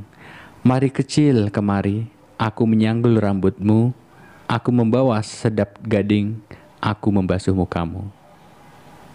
Gitu. Itu yang menyadap itu, yang menyadap nira. Nira kalau di Mungkin Jawa kelapa ya, yang kelapa ini. Iya, aren ya seperti betul, itu. Aren. Mungkin itu aja untuk untuk contohnya ya, gak usah banyak-banyak. Mungkin untuk lainnya bisa Sobat Nobar googling aja. Itu pasti banyak Kang ya. Banyak. YouTube-nya juga ada. YouTube juga teaternya banyak. juga ada dan sebagainya ada. Iya, baik. Terima kasih Kang untuk penjelasan materi kali ini mengenai puisi lama. Buat Sobat Nubar, tadi udah dijelaskan apa itu mantra, kemudian ciri-cirinya dan juga jenis-jenisnya dan contoh-contohnya. Iya, terima kasih buat Sobat Nubar yang sudah nonton channel ini. Jangan lupa untuk subscribe, like, komen, dan share, serta aktifkan lonceng di bawah ini untuk mendapatkan konten-konten lainnya. Karena di sini kita akan membahas tentang tips and trick tentang kepenulisan baik materi fiksi dan non fiksi. Kita juga akan membahas materi sastra dan juga bincang-bincang literasi bareng Kang DJ tentunya. Gimana Kang, masih semangat ya? Insya Allah masih semangat. Masih semangat. Iya. Oke, baik, pada kesempatan kali ini Kang kita akan membahas tentang bincang literasi, di mana sesi kita kali ini adalah bicarakan sebuah kata yang kebanyakan orang ucapkan, dikiranya artinya adalah benar, padahal arti sebetulnya tidak sesuai ya dengan tepat ya. Kamus Besar Bahasa Indonesia. Nah, kata apa itu? Ya, kata yang kita bahas kali ini adalah senonoh dan serono. Iya. Nah, ini bagaimana nih Kang? Baik, terima kasih Kata. untuk Kang An. Iya, Sobat Nubar, kali ini kita dalam bincang literasi pada saat sekarang akan membincangkan tentang masalah kata senonoh dan serono. Iya. Nah, di masyarakat kita Kang, umumnya bahwa kata senonoh itu adalah tidak sopan. Ya, Betul senonoh itu. Kamu senonoh gitu kan. Nah, tidak sopan. Gak sopan, terlalu vulgar gitu ya. Iya. Nah, kalau seronok dia dari segi pakaian biasa itu anak seronok banget gitu kan. Pakaiannya sampai mini-mini gitu. Tidak dia terlalu seronok itu artinya dia tidak sopan dalam hal berpakaian. Itu di masyarakat kita yang dikenal adalah seperti itu. Nah, bagaimana dengan KBBI Kamus Besar Bahasa Indonesia? Dua kata ini apakah sesuai dengan apa yang diucapkan oleh masyarakat kita karena kelaziman mereka, atau memang bertolak belakangan bahwa kata yang biasa disebutkan oleh mereka adalah itu kata yang salah, tidak sesuai dengan Kamus Besar Bahasa Indonesia artinya misalkan. Karena saya sering mendengar bahwa kamu senonoh gitu kan, kamu tidak sopan. Masa ngomong sama guru seperti itu? Nah, ini adalah suatu kata-kata yang dimana tujuannya adalah memperingatkan ya bahwa dia mungkin punya pengetahuan bahwa senonoh itu memang dia tidak sopan. Itu dari segi hal perkataan. Nah, sedangkan kalau kita merunut pada KBBI Kang, pada Kamus Besar Bahasa Indonesia, bahwa senonoh itu adalah artinya sopan atau patut. Malah sopan ya. Iya, itu patut. Dan terpuji itu senonoh, bahwa kamu sangat senonoh sekali tata cara bahasamu terhadap guru. Nah, artinya dia itu sopan dengan guru itu. Dia itu sangat pengertian.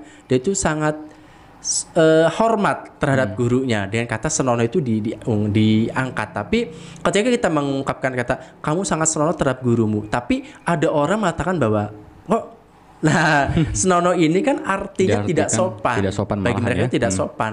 Senonoh itu artinya tidak sopan. Sehingga ketika ada orang menggunakan dengan kata-kata senonoh berupa kalimat atau berupa bacaan, bahwa itu dianggap sebuah kewajaran. Karena sudah lazim yang sudah sering dilakukan baik di dalam ucapan ataupun dalam tulisan. Nah, yuk mari kita perbaiki lagi bahwa sahabat Nubar, arti dari senonoh itu adalah sopan dan patut atau terpuji. Nah, ini adalah kata senonoh itu sendiri. Jadi jangan sampai kita kebalik lagi nih Kang.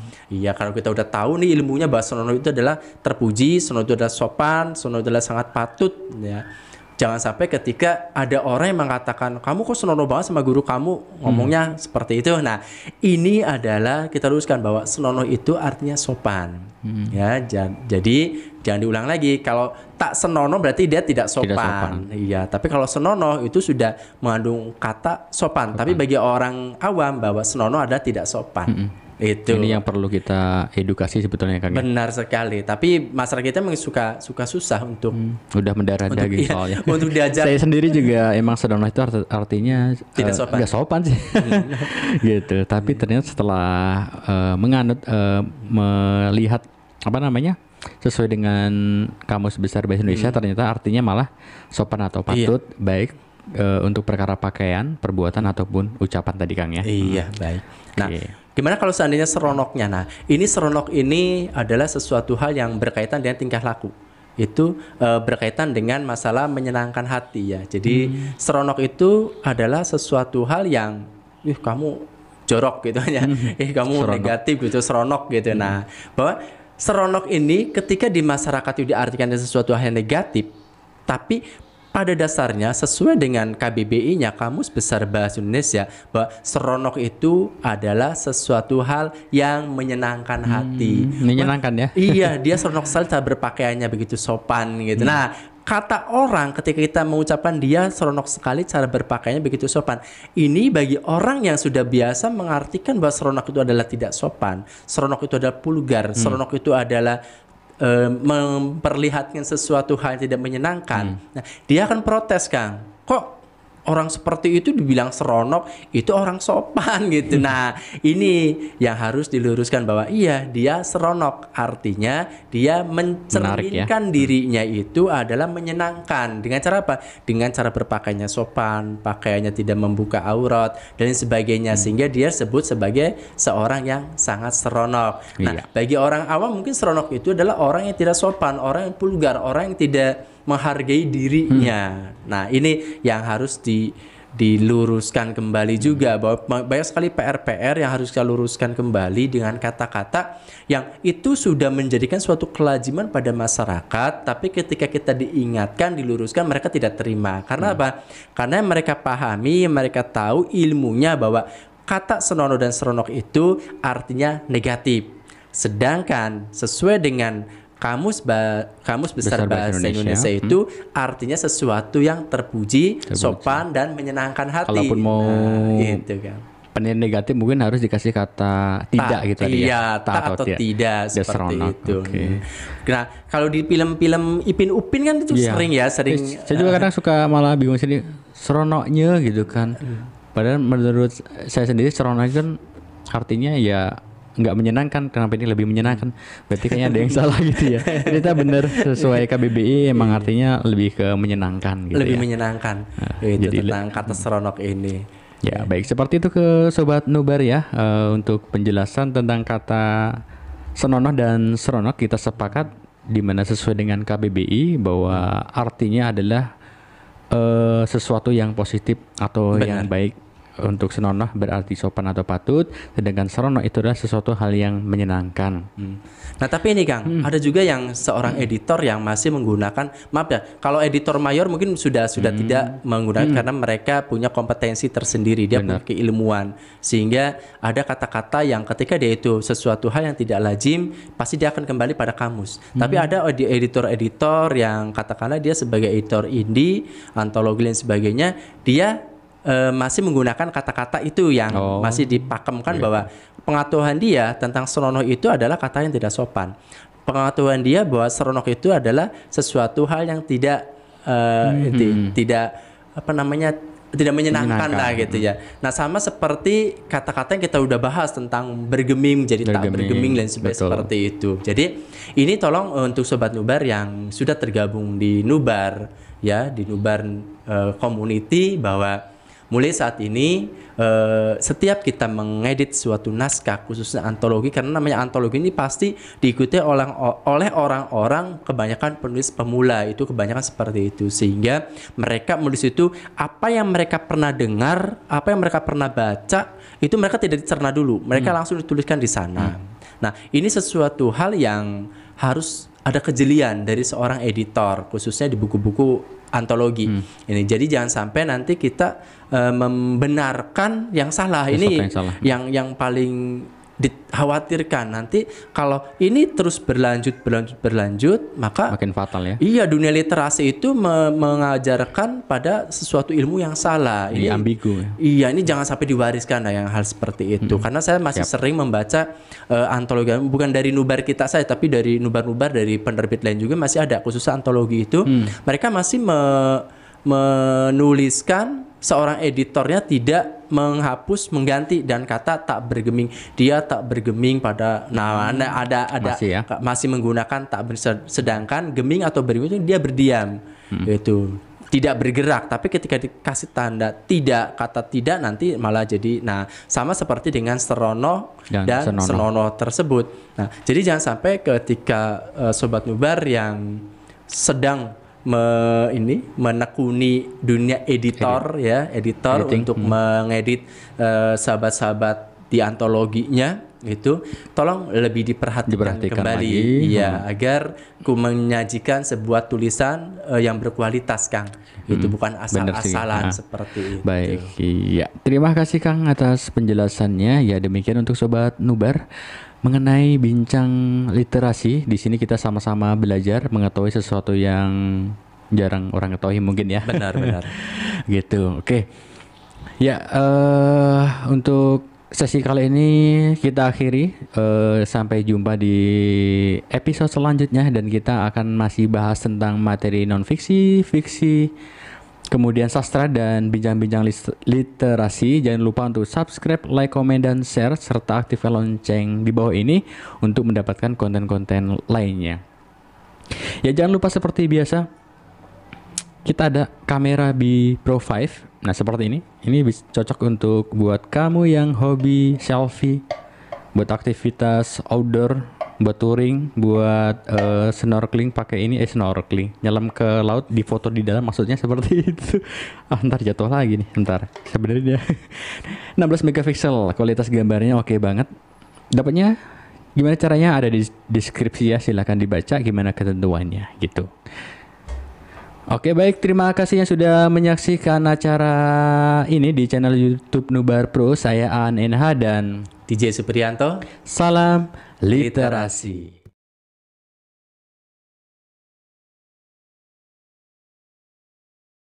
Jadi keringetan dong. Ya.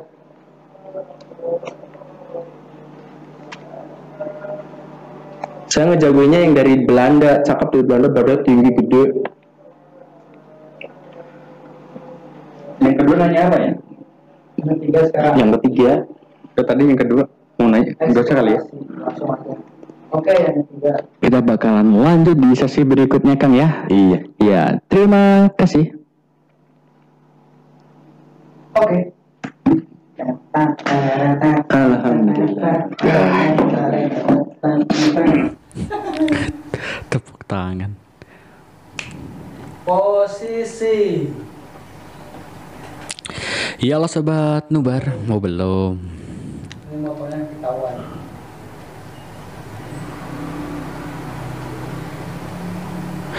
Ya Allah sobat Nubar, kembali bersama saya Aan NH dan Kang DJ tentunya dalam acara Menulis Bareng DJ, menulis semudah untuk mengobati orang dari pengaruh makhluk halus. Nah, itu ya. Iya.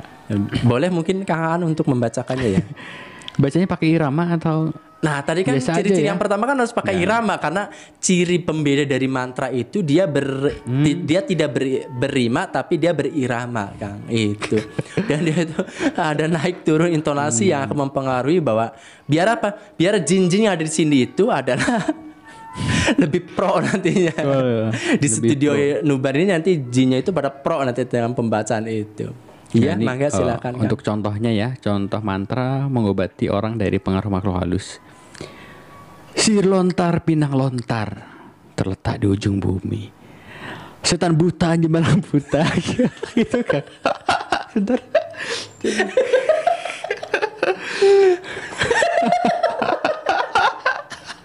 Jadi kocak.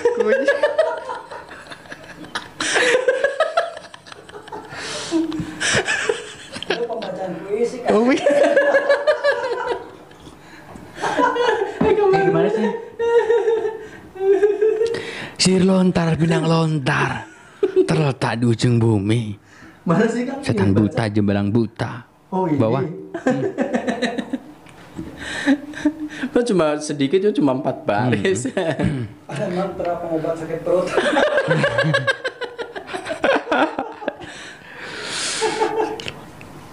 Baca biasa aja lah. Kayak bisa gua. Oke. Ya.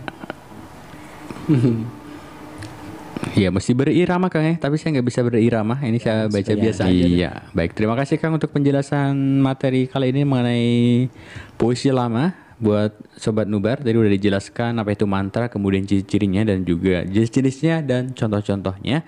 Terima kasih yang sudah menyaksikan acara ini. Terima kasih juga Kang Ilham. Kok yang Ilham?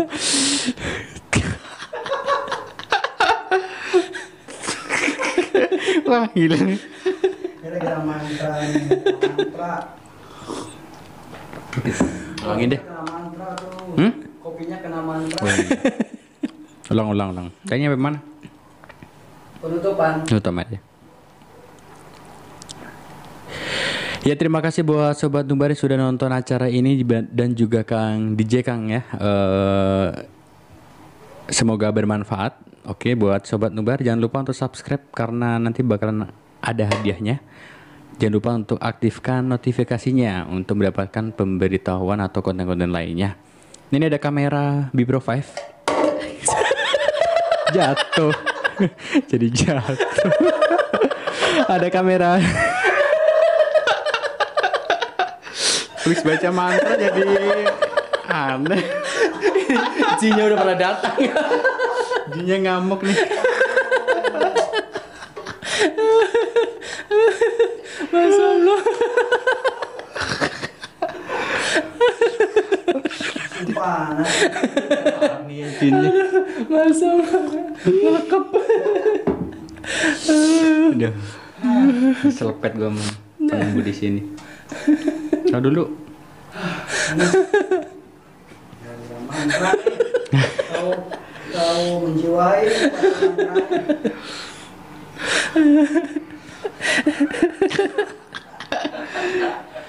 Halo Sobat Nubar, kembali bersama Ilham Alfafa. Halo sobat Nubar, kembali dengan Alan. Siap, posisi.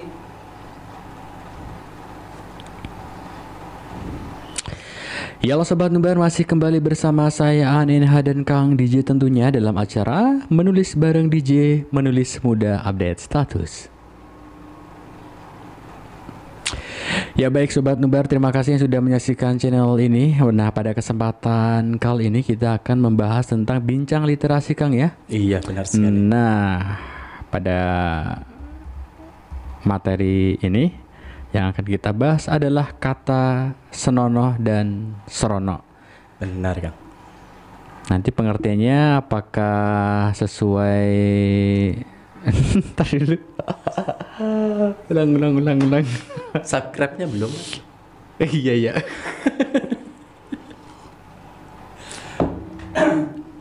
Dari awal.